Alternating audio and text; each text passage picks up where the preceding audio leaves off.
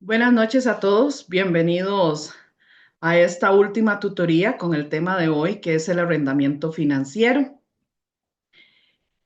Para los que todavía no me han conocido, mi nombre es Ivette Campos y soy tutora de la Cátedra de Finanzas desde hace ya casi 20 años.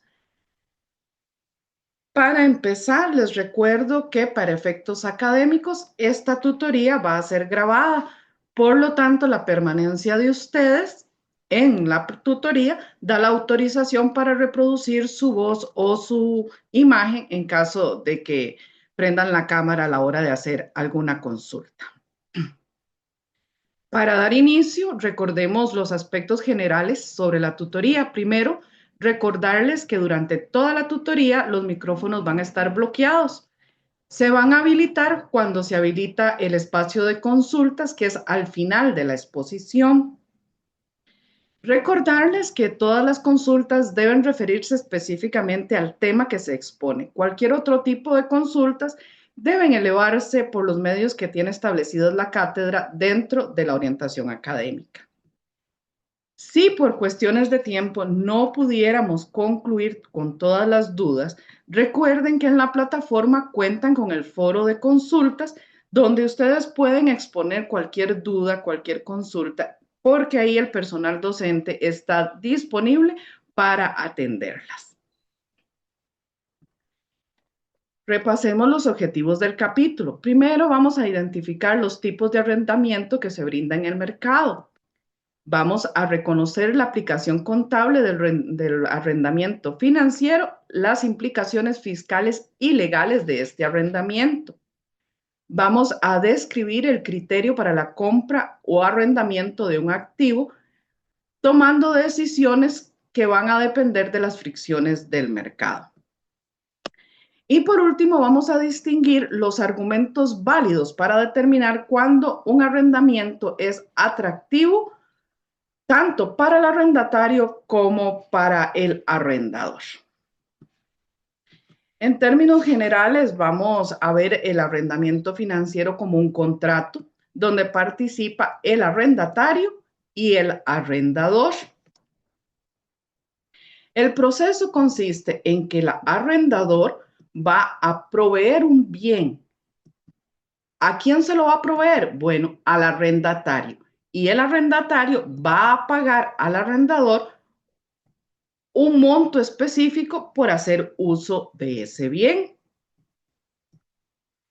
Recordemos que los arrendamientos no solo son una alternativa de compra, también van a funcionar como métodos de financiamiento para activos tangibles. Activos, nos vamos a referir a los activos fijos, los que conocemos como propiedad, planta y equipo.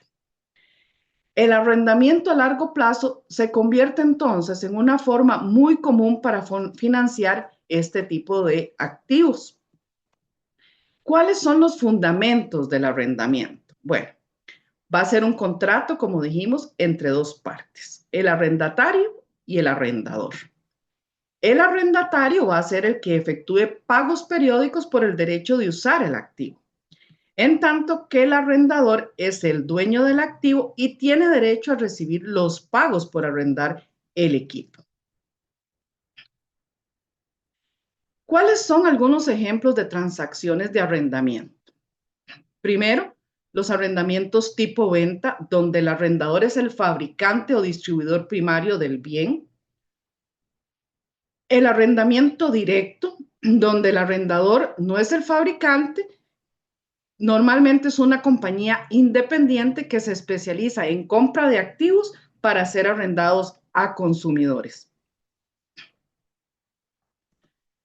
La venta con arrendamiento posterior o rearrendamiento. En este caso, el arrendatario va a recibir efectivo por la venta del activo y después hace pagos para arrendarlos y conservar el uso del activo. Permítanme ver un momentito que en el chat están entrando informaciones. Ok, me dicen que no me escuchan. Ah, ok, ya, gracias, dice. Ok, listo. Disculpen la interrupción. También tenemos el arrendamiento apalancado. En este caso, el arrendador obtiene un préstamo de un banco para obtener capital para la compra del activo y luego emplea los pagos que se le hacen por el arrendamiento para cubrir el interés y el principal del préstamo. También existen las entidades de propósito especial. En este caso, el arrendador como tal no es una compañía independiente, sino un socio de negocios. Normalmente nos referimos acá a lo que son las relaciones entre matrices y subsidiarias. En esta situación se crea la compañía con el fin de arrendar al socio y obtener así los beneficios contables y fiscales por el arrendamiento.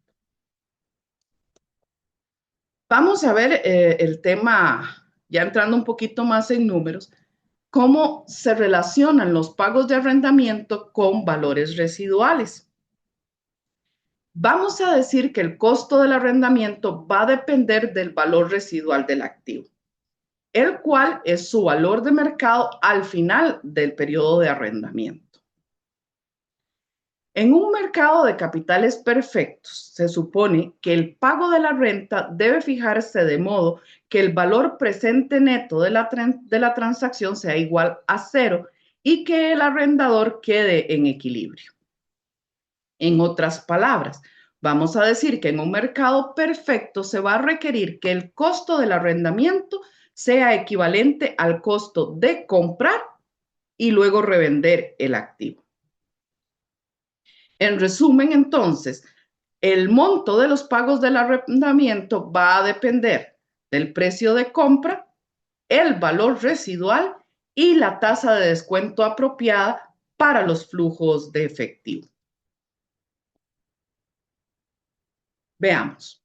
En primer lugar, vamos a decir entonces que el valor presente de los pagos de arrendamiento va a quedar en equilibrio, va a ser igual al precio de compra menos el valor presente del valor residual. Por lo tanto, vamos a desarrollar esta fórmula como la vemos acá, donde los valores presentes de los pagos de arrendamiento serán iguales al precio de compra menos el valor futuro de ese valor residual descontado a la tasa de interés correspondiente. Una vez determinado esa igualdad entre los pagos de arrendamiento y el precio de compra, podemos determinar la renta mensual que vamos a identificar con L y se va a determinar de la siguiente manera. El valor presente de los pagos de arrendamiento va a ser igual, entonces, a la renta mensual descontada de acuerdo a la cantidad de pagos y a la tasa de descuento apropiada. Ya despejada, como lo que yo quiero identificar o calcular es la renta mensual, que es L, lo vamos a ver entonces como el valor presente de los pagos de arrendamiento descontados de acuerdo a la tasa que requerimos y los periodos. Veamos esto en un ejemplo, ¿ok? Primero vamos a ver cada uno de los componentes. Tenemos la fórmula, tenemos el valor residual, que lo vemos en el valor presente de los pagos de arrendamiento, que consiste en el valor del activo al final del arrendamiento según contrato. Más adelante vamos a ver cómo los contratos incluyen estos componentes.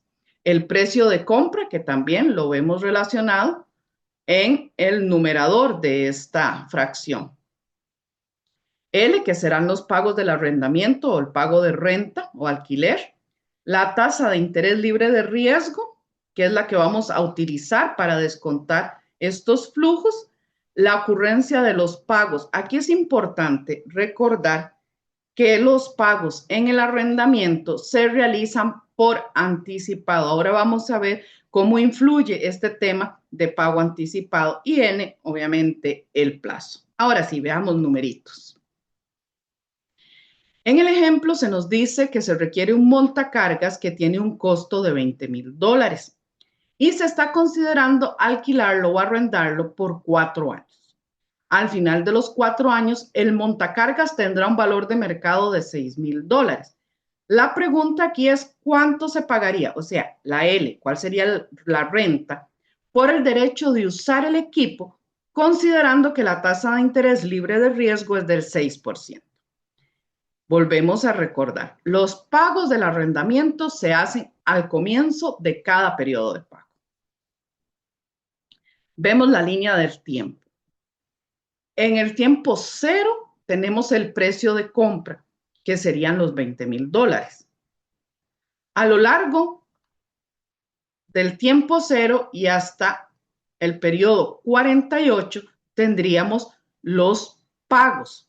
Vean que el primer pago lo tenemos en el tiempo cero. ¿Por qué? Porque se hacen al comienzo de cada periodo. Y al final del periodo tendríamos el valor residual, el valor de mercado del activo. Van a disculpar, o ando un poquito resfriada, entonces me disculpo.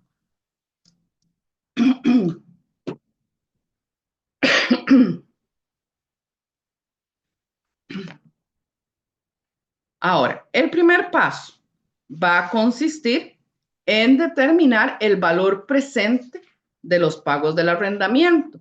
Vamos a tener, por un lado, los periodos, como son mensuales, 4 por 12 meses, son 48 periodos. Y la tasa de descuento, que es el 6%, lo vamos a dividir también entre 12. Tenemos la fórmula, sustituimos los valores. Aquí tenemos entonces el precio de compra, que es de 20,000, menos el valor residual descontado a la tasa de interés libre de riesgo, elevado a 48. ¿Por qué? Porque el valor residual es al final del periodo.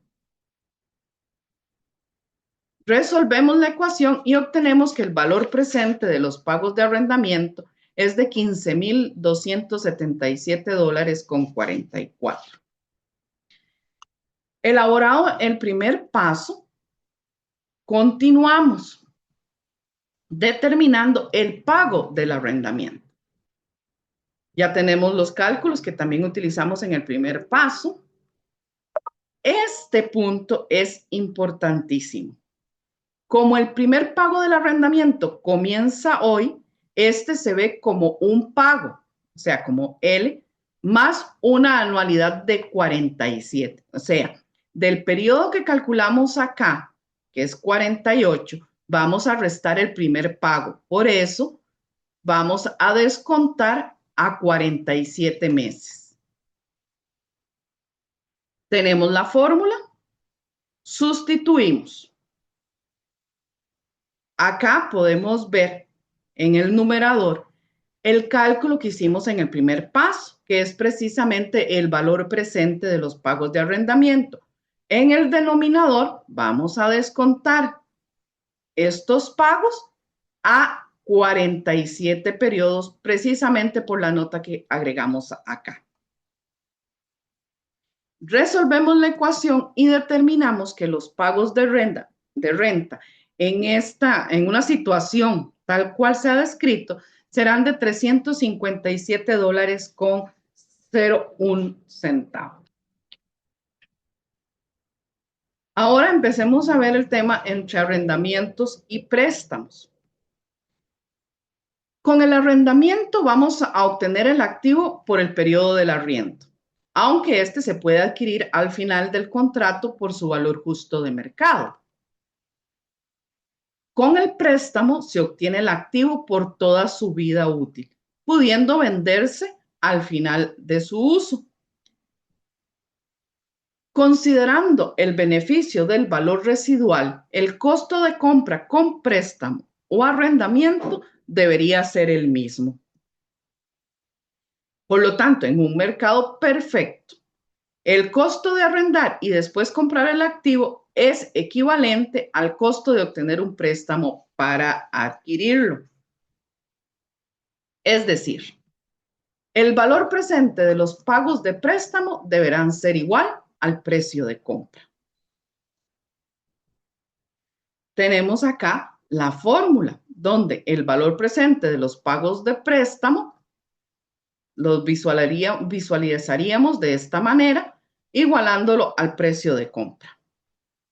Entonces, los pagos mensuales del préstamo que vamos a identificar como M serán los siguientes. Acá estamos despejando. ¿Por qué? Porque lo que yo busco es determinar el pago mensual por el préstamo para adquirir el activo.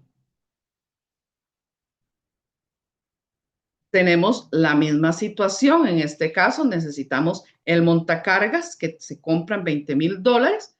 En este caso no vamos a arrendar, vamos a considerarlo con un préstamo a 4 años, considerado como una anualidad, es decir, que vamos a realizar los mismos pagos en cada momento. Consideramos la misma tasa de interés, pero en este caso vamos a determinar cuál es el monto a pagar mensualmente por este préstamo. Acá hacemos una diferencia. Los pagos del préstamo se hacen al final de cada periodo, a diferencia del cálculo que hicimos anteriormente, que se nos decía se hacía al inicio. Tenemos acá la línea del tiempo, el precio de compra en el momento 0 y los pagos después, ¿ok? Al final del tiempo 0, o sea, al año 1 y así sucesivamente. Tenemos acá la fórmula, sustituimos. Observen acá. Vamos a descontar a 48 periodos, no a 47 como lo hicimos con el arrendamiento. Resolvemos y obtenemos que el valor que debo pagar por el préstamo es de $469,70.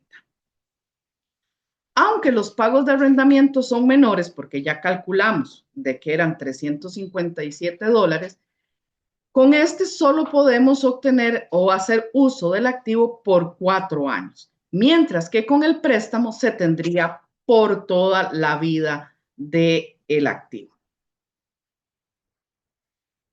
Como hemos mencionado, hemos hablado a que al final del contrato puede adquirirse el activo si yo lo adquiero por un arrendamiento. ¿Cuáles son las opciones? Ay, permítame otro momentito para revisar. Ok. Bueno, algunas personas no ven la presentación, pero otros dicen que sí la están viendo de manera adecuada. Espero que puedan resolver la situación. Entonces les decía, hemos hablado de que se puede adquirir el activo al final del arrendamiento. ¿Cuáles son las opciones que cuenta en el caso del arrendamiento para adquirir el activo? Primero, el arrendamiento con opción de compra al valor justo de mercado. En este caso, se le da al arrendatario la opción de adquirir ese activo que va a rentar por el valor justo de mercado cuando venza el contrato. Otra opción es el arrendamiento con vencimiento de $1. Este es el arrendamiento financiero. En este caso, se transfiere el activo al arrendatario al final del periodo por un costo nominal simbólico. Esto es equivalente a financiar el activo con un préstamo estándar. La tercera opción sería el arrendamiento con opción de compra a precio fijo. En este caso, el arrendatario tiene la opción de comprar el activo cuando finaliza el arrendamiento, pero a un precio fijo ya establecido de antemano en el contrato. Y por último, sería el arrendamiento con opción de comprar a valor justo de mercado con techo. ¿En qué se diferencia este? Bueno, en que el arrendatario puede comprar el activo y se establece al inicio un monto mínimo de su valor justo de mercado y se establece un techo. O sea, damos un rango para adquirir el activo, un rango de valor para adquirir el activo. Veamos consecuencias del arrendamiento. Con mercados de capitales perfectos, El arrendamiento representa para una empresa otra alternativa de financiamiento con un valor presente neto igual a cero. La decisión de arrendar va a verse afectada por las imperfecciones del mercado, donde en un mundo real se va a dar por las relaciones que existan con los tratamientos contables, fiscales y legales que se asocian al proceso de arrendamiento.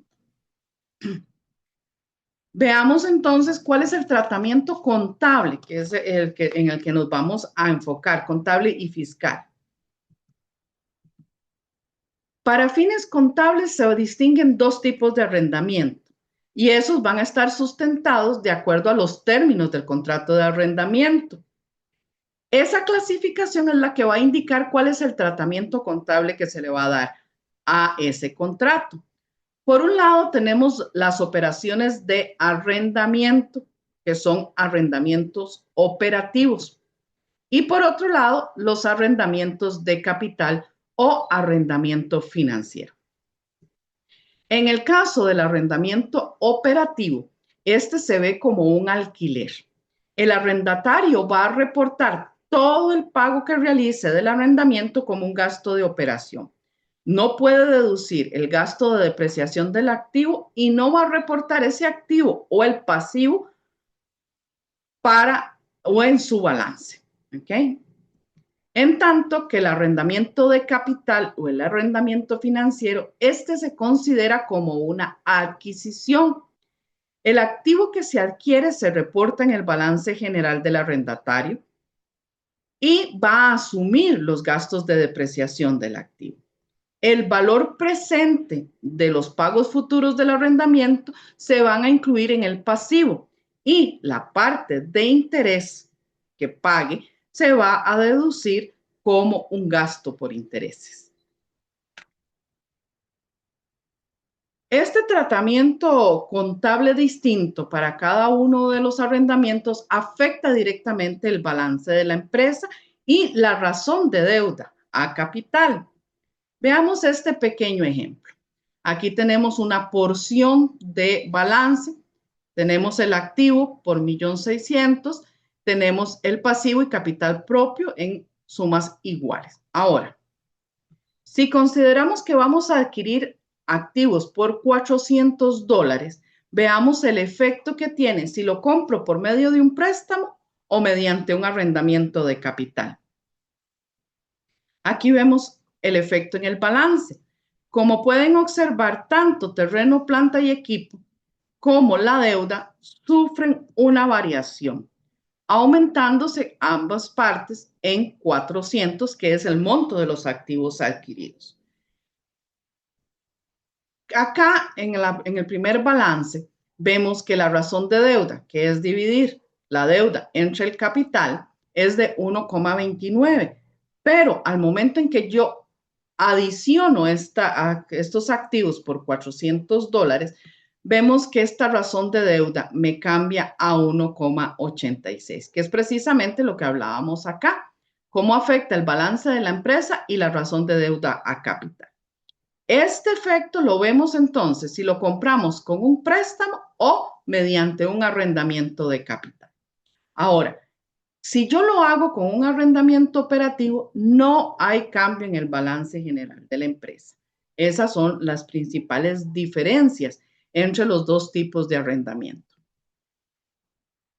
Debido a que los arrendamientos de capital incrementan el apalancamiento en el balance general, que ya lo vimos con la razón de deuda, en ocasiones las empresas prefieren clasificar en su balance un arrendamiento como operativo.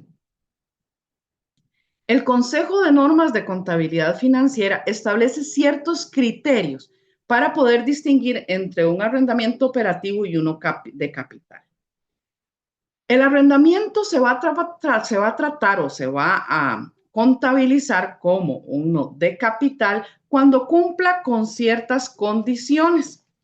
Y esas condiciones son las siguientes. Una, que el contrato obligue la transferencia de la propiedad hacia el arrendatario al final del arrendamiento. La otra, que el arrendamiento contenga una opción para comprar el activo a un precio acordado que sea mucho menor que su valor justo de mercado. La tercera, que el plazo de arrendamiento sea el 75% o más de la vida económica estimada del activo. Y por último, que el valor presente de los pagos mínimos de arrendamiento al comienzo de este proceso sea de un 90% o más del valor justo de mercado del activo. Ahora, como lo dijimos anteriormente, cuando las compañías desean mantener el arrendamiento fuera del balance, deben tener cuidado de que los contratos de arrendamiento eviten estas condiciones para no tener que hacer el registro. Ahora veamos un poquito el tratamiento fiscal de los arrendamientos.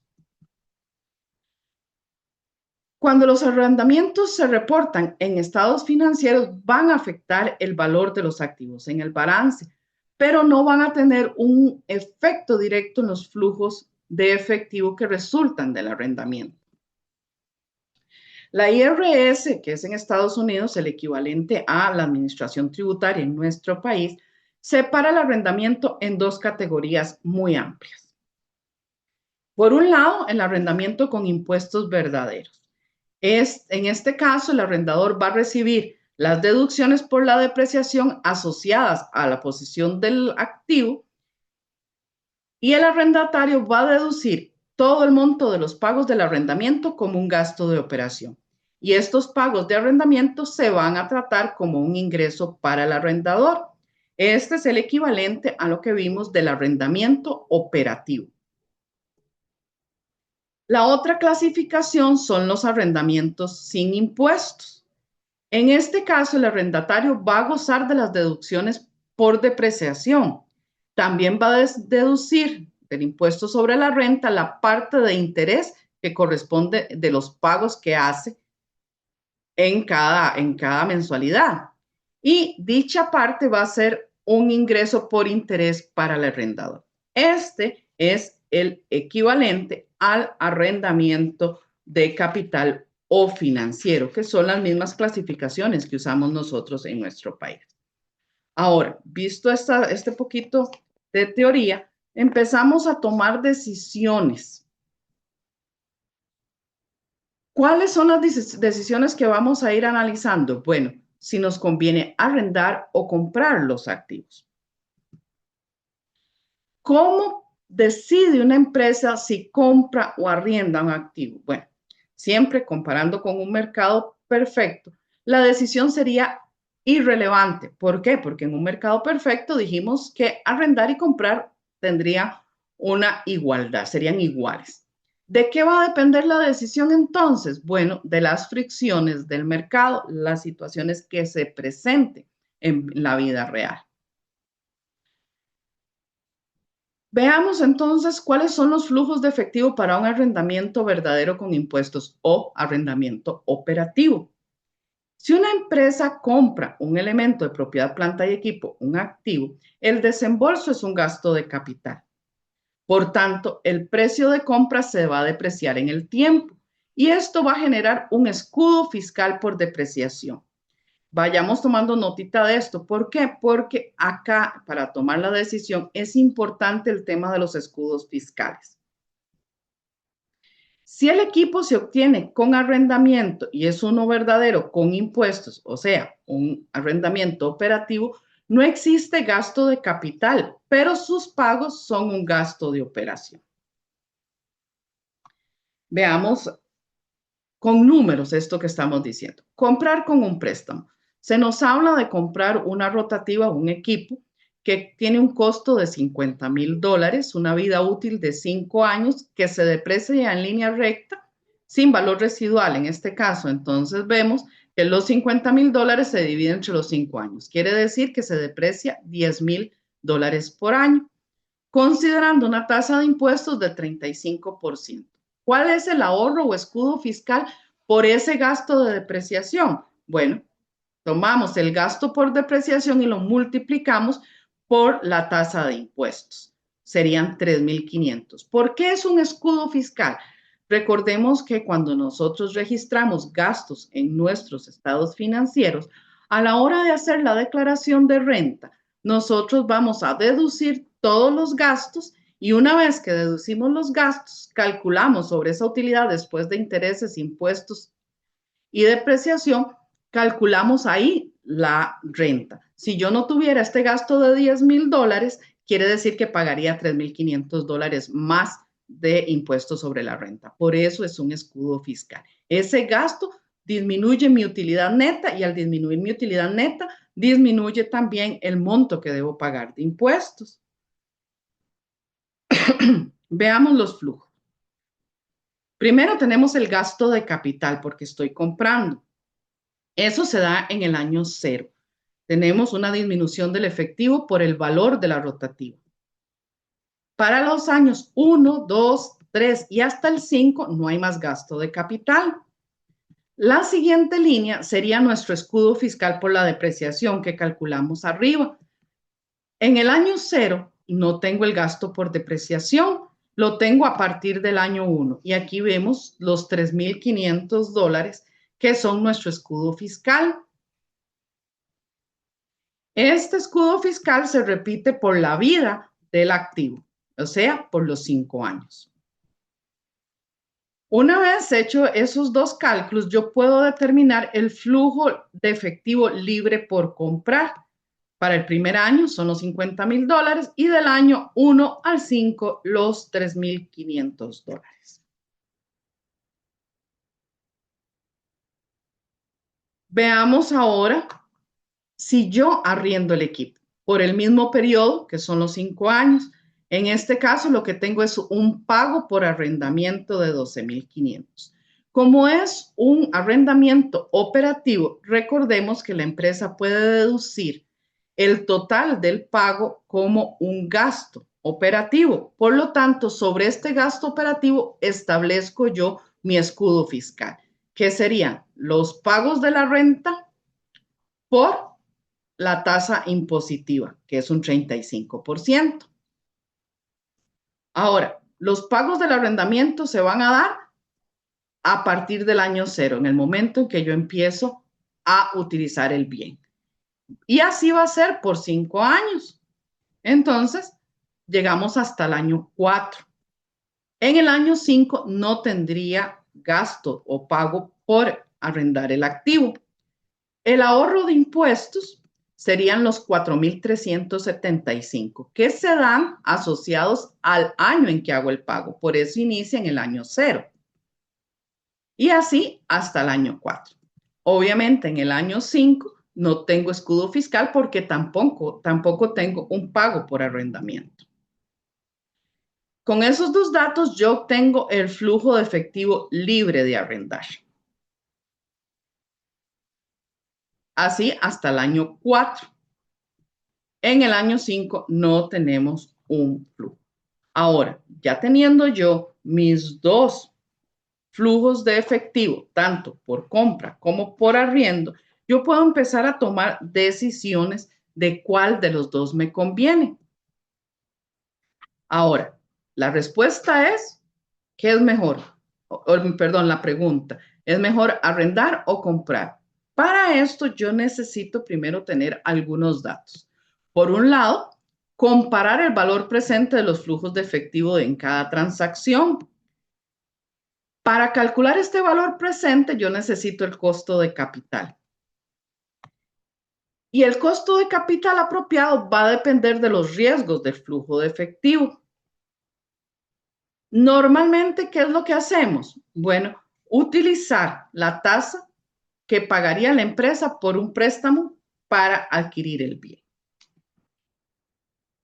Siendo así, considerando que la tasa del préstamo sería un 8%, o sea, ese sería el costo de la empresa por adquirir un crédito para comprar el bien, yo puedo descontar ambos flujos a esa tasa, como lo vemos acá.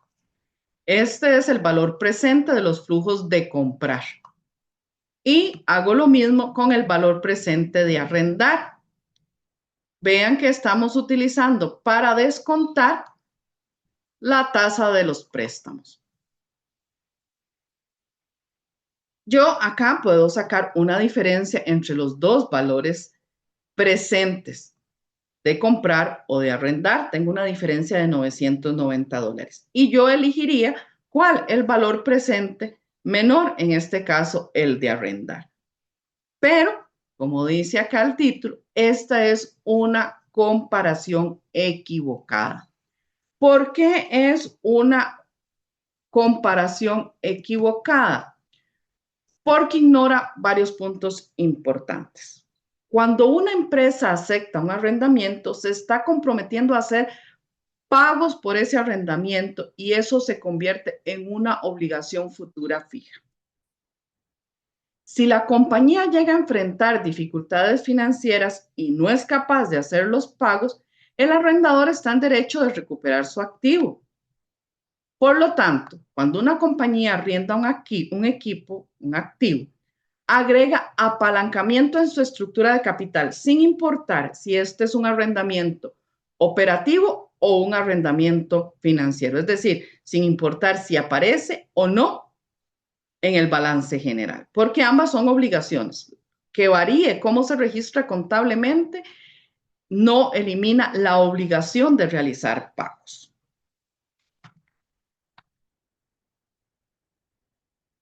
Como dijimos al inicio, el arrendamiento es una forma de financiamiento y por lo tanto debe compararse con otras opciones de financiamiento que pueda tener la empresa. En vez de comprar el activo, la empresa puede obtener un préstamo para comprarlo. Y eso sería igual al apalancamiento del arrendamiento. ¿Por qué? Porque si yo adquiero un arrendamiento, me comprometo a hacer pagos a lo largo del contrato de arrendamiento. Pero si yo adquiero un préstamo para comprar el activo, también estoy adquiriendo un apalancamiento, una obligación de hacer pagos para cancelar el préstamo que utilicé para comprar el activo. Ambos pagos son un beneficio fiscal. ¿Por qué? Porque es un escudo fiscal, ya sea el pago de los intereses por el préstamo o el pago por el arrendamiento. Esta ventaja impositiva puede hacer que pedir un préstamo para comprar el equipo sea más atractivo que arrendar. Para evaluar un arrendamiento de forma correcta, entonces yo debo comparar la compra del activo por medio de un préstamo que sea equivalente al apalancamiento. Y esta es la parte en la que nosotros nos vamos a ir centrando. Veamos entonces cuál es la comparación correcta.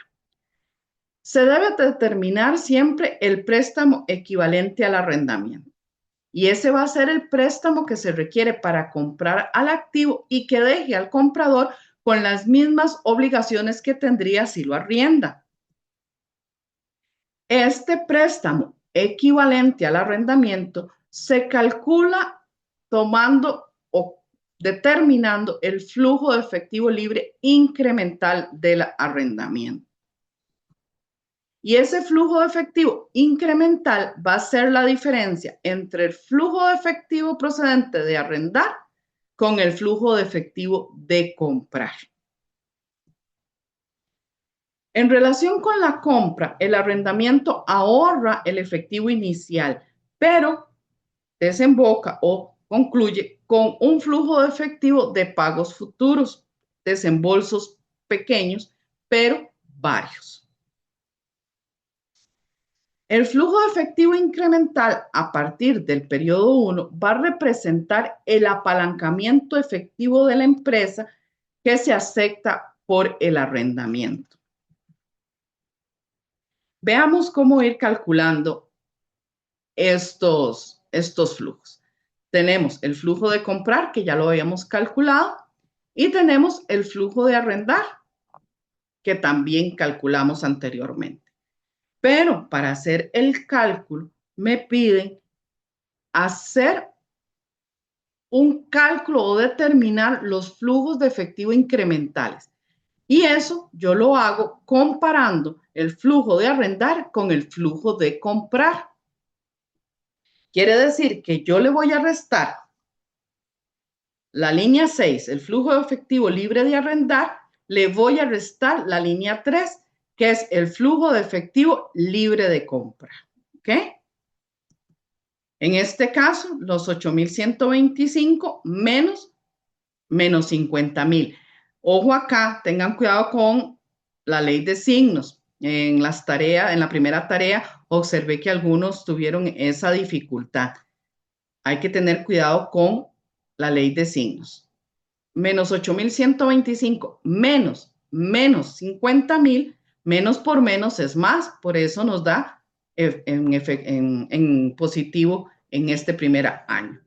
Hacemos lo mismo en el año 1, menos 8,125 menos 3,500 y así procedemos con los siguientes años.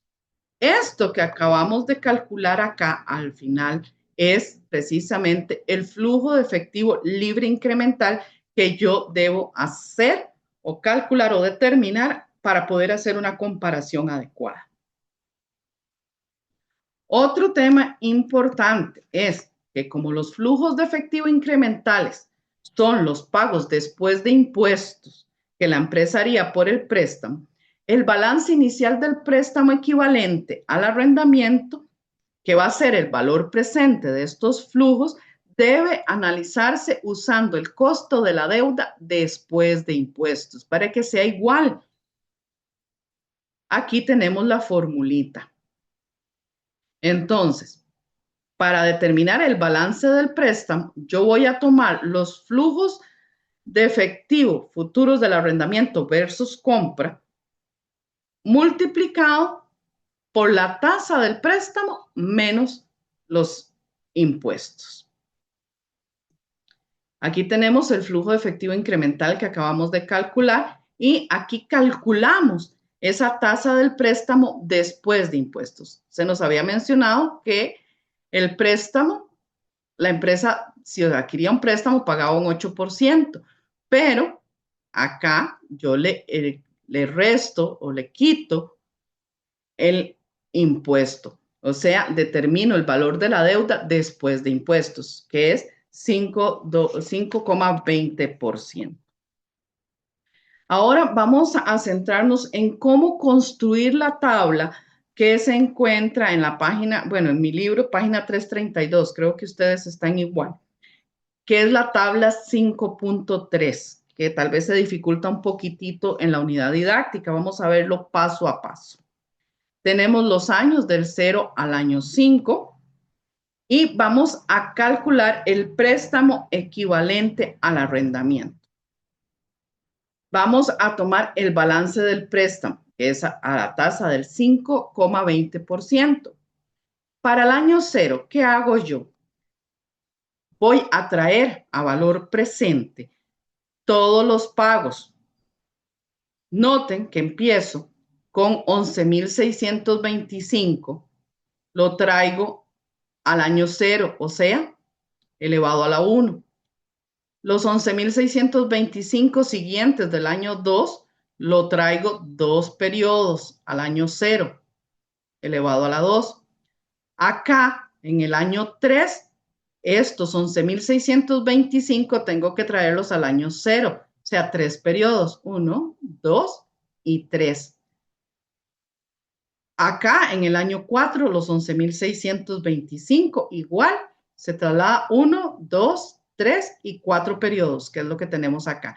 Y estos últimos 3,500 que están en el año 5, debo traer los 5 periodos. 1, 2, 3, 4 y 5. Así obtengo que para el año 0 el valor presente del préstamo es equivalente a $43,747. Y los colocamos en el año 0. Para el año 1 tenemos una diferencia. Vean que la sumatoria es más chiquitita. ¿Por qué? Porque ya me encuentro en este año, año 1. Entonces solamente debo traer estos 4 pagos, estos últimos 4 pagos a valor presente. 11,625 del año 2 al año 1, un periodo. Estos segundos 2 periodos los traigo a valor presente. El cuarto, 11,625, lo traigo 3 periodos. Y $3,500 que están en el año 5 lo voy a traer a valor presente por 4 periodos. 1, 2, 3 y 4. Por lo tanto, el valor del préstamo en el año 1, el valor presente, sería 34,397. Vean que lo que estoy haciendo es trayendo todos los flujos que tengo a valor presente en cada uno de los años. Para el año 2 procedo igual, solamente que en el año 2 solamente tengo 3 flujos de efectivo que traer a valor presente, que son 11,625 del año 3, 11,625 del año 4 y los 3,500 del año 5. Procedemos igual con el año 3. Aquí ya solamente me quedan 2 flujos, que son los 11,625 y los 3,500 del año 4 y 5 respectivamente. Para el año 4, solamente me falta traer a valor presente los últimos flujos que tengo acá de $3,500. Y en el año 5, pues obviamente ya no tenemos más créditos, por lo tanto, o sea, más deuda, por lo tanto, es 0 el valor. Así construimos la línea 1 de esta tabla. Ahora vamos a calcular lo que sería comprar con un préstamo equivalente. Para eso yo necesito determinar el préstamo neto, o sea, el saldo de ese crédito. ¿Cómo hacemos el cálculo? En el año 0 son 43,747. Eso es lo que yo debo para ese año. Para el año 1, yo voy a tomar lo que debo del año 1, que son los 34,397, y le voy a restar los 43,747 que yo debía el año anterior. Esa diferencia es el saldo del préstamo, el saldo neto del préstamo. Y es lo que yo traigo al año 1. El año 2, tomo lo que debo en el año 2, le resto lo que debía en el año 1. Y esa diferencia, que son $9,836, sería mi saldo neto del préstamo. Y es lo que coloco en el año 2. Así continúo con el año 3, el año 4 y por último el año 5. La siguiente línea que corresponde es determinar el interés. En el año 0, como no estoy pagando por el préstamo, el valor es 0. Para el año 1, yo tomo la deuda que tenía en el año 0, que son 43,747, y lo multiplico por la tasa de interés, que es el 8%. En este caso, 3,500. Recordemos que esto lo hago, ¿por qué? Porque yo necesito determinar el escudo fiscal. Para el año 2 procedo igual, para el 3, para el 4 y para el año 5. Vean que siempre voy a considerar para calcular el interés el saldo del préstamo del año anterior.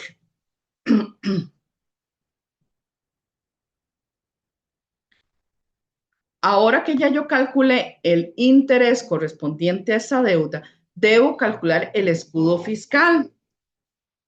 ¿Qué hacemos? Tomo los datos de la línea 3, que es el monto de los intereses, y lo multiplico por la tasa impositiva, que en este caso es un 35%. Ese va a ser mi escudo fiscal asociado a los intereses de esta deuda. Hecho esto, yo puedo determinar el flujo de efectivo del préstamo. que sería nuestra línea 5. ¿Cómo hago yo esto? Sumando las líneas 2, 3 y 4, que es lo que tenemos acá. Esta línea yo la voy a determinar acá el flujo de efectivo libre de comprar, la línea 6, que estoy trayendo los datos que yo había calculado anteriormente. Recordemos que esta comparación correcta exige comparar el flujo de efectivo libre de comprar con el flujo de efectivo del préstamo equivalente, que es la línea 5 que acabamos de calcular.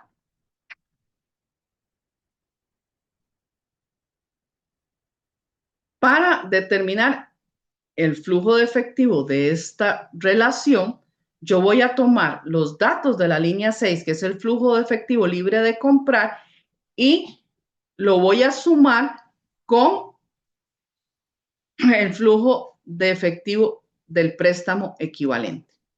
Entonces, menos 50,000 más 43,747 me da menos 6,253. Y así procedo con los otros años.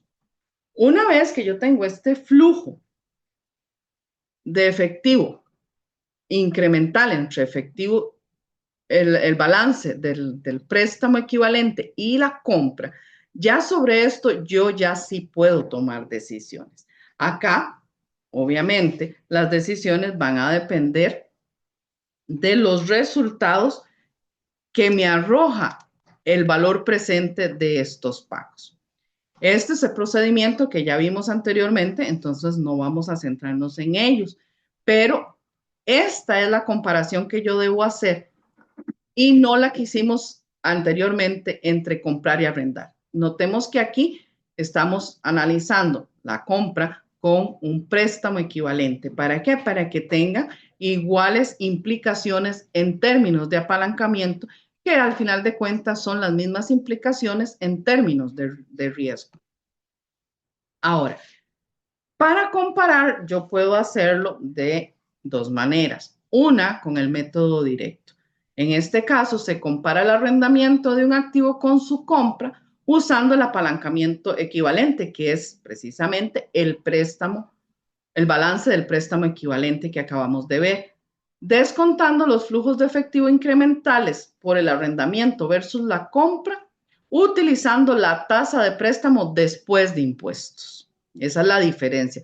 Recordemos que en la primera comparación, la equivocada, lo hicimos con la tasa del préstamo tal cual, o sea, el 8%. Acá se nos dice que utilicemos después de impuestos, es decir, 5,20.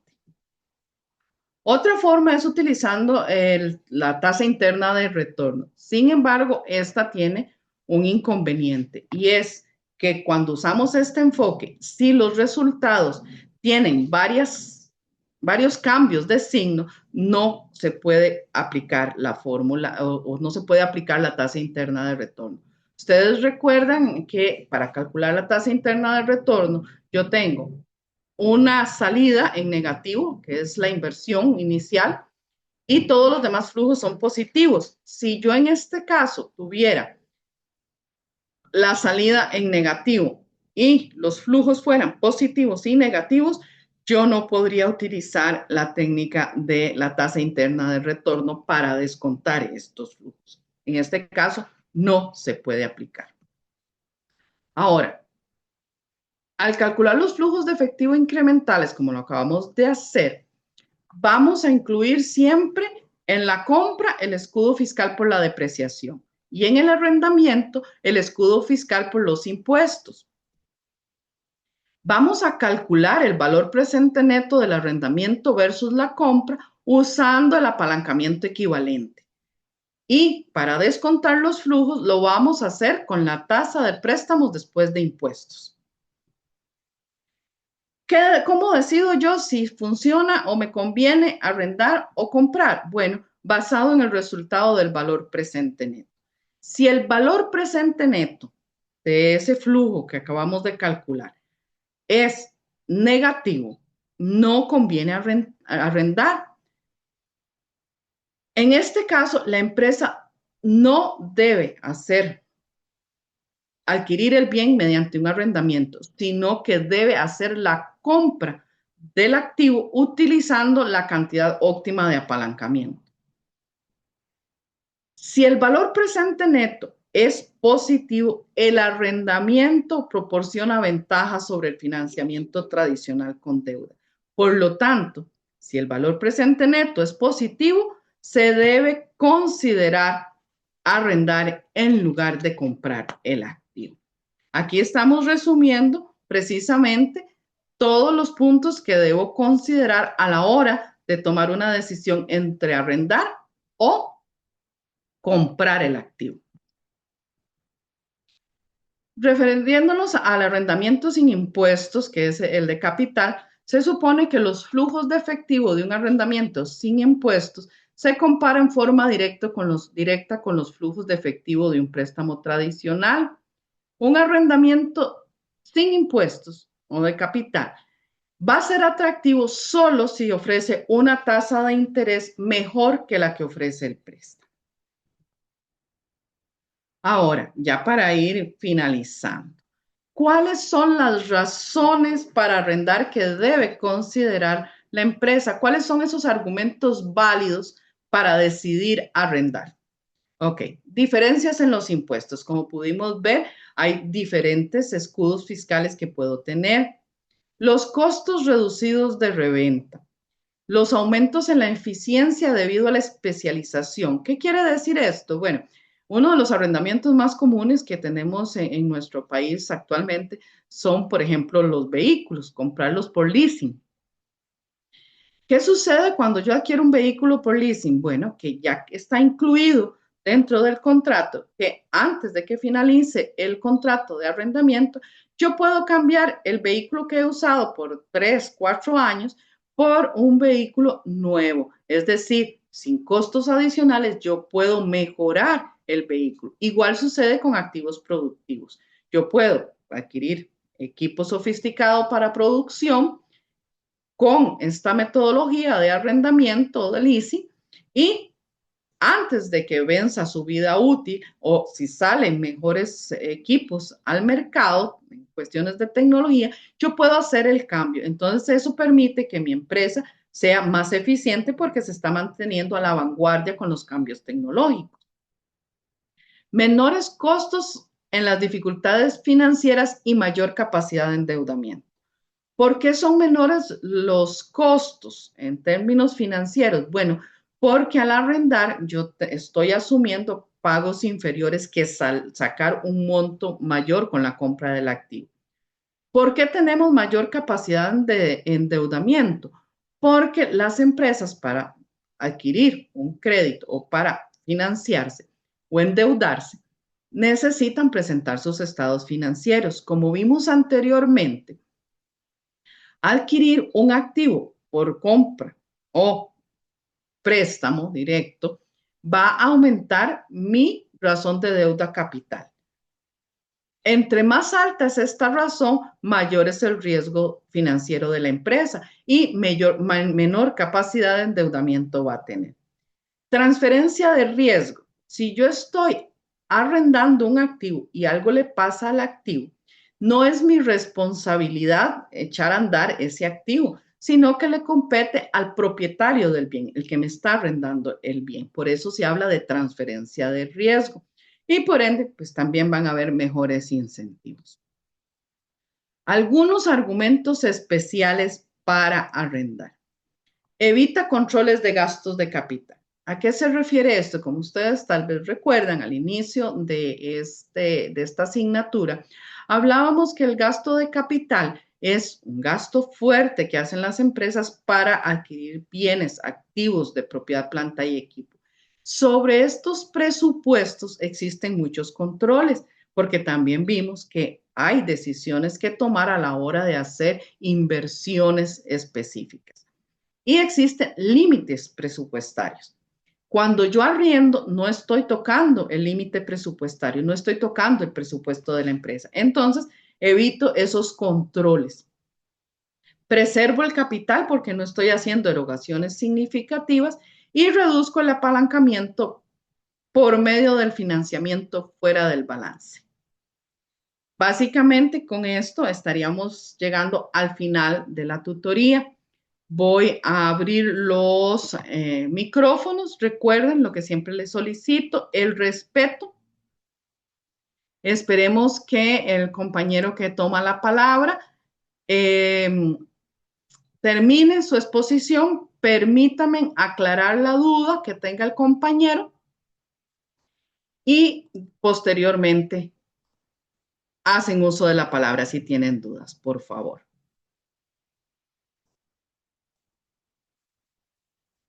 Listo, chicos, el micrófono es de ustedes. Yo, profe, Hola, Juliana, ¿qué tal? hola. Yo es que me ha ido mejor desde que practico más, me ha ido mejor en el curso, de verdad. Bueno, Excelente. Ve, eso era lo sí, que yo decía al principio, la práctica hacia el maestro. sí. Me alegra mucho Ya, escucharla. ya es la que me hace falta para graduarme. Excelente, entonces, ya estás a un pasito chiquitito. Sí. Bueno, le iba a preguntar, profe, es que digamos, en la parte de la tabla de hoja de cálculo, bueno, flujos de efectivo por comprar y pedir prestado con el uso del préstamo equivalente al arrendamiento. Ujú. Porque algunos, usted en la presentación los tiene negativos y nosotros lo tenemos positivo en el libro. ¿Cuál este? ¿Cuál tabla? No, en la tabla 5.3 hoja de cálculo, flujo de efectivo por comprar y pedir prestado. Ok, pero necesito ver a cuál de las filminitas, bueno, de las diapositivas te refieres. Déjeme ver. Primero llegar yo a la tabla. Página 232. Ujú. Ajá. Digamos, usted nos lo enseñó con algunos números negativos, Permíteme un pero, segundito. No es esta. La 5.3 es verdad la que estás viendo. ajá, Déjeme ver cuál es, porque.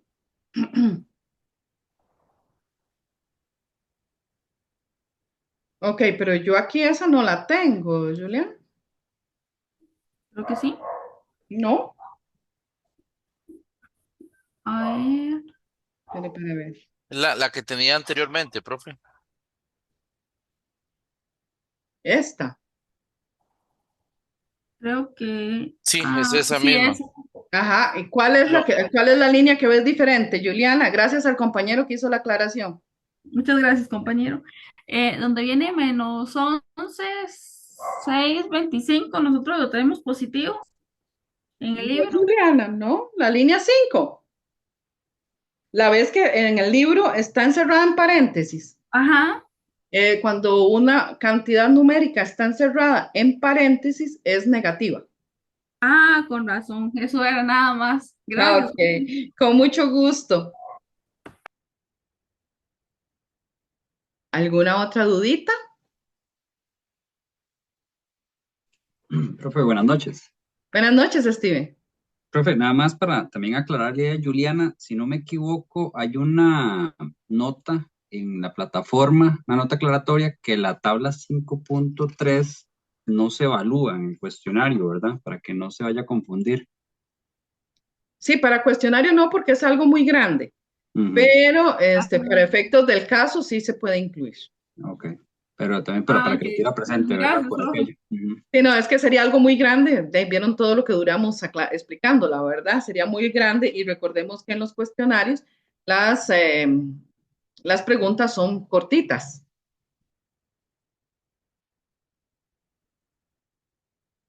¿Alguna otra duda?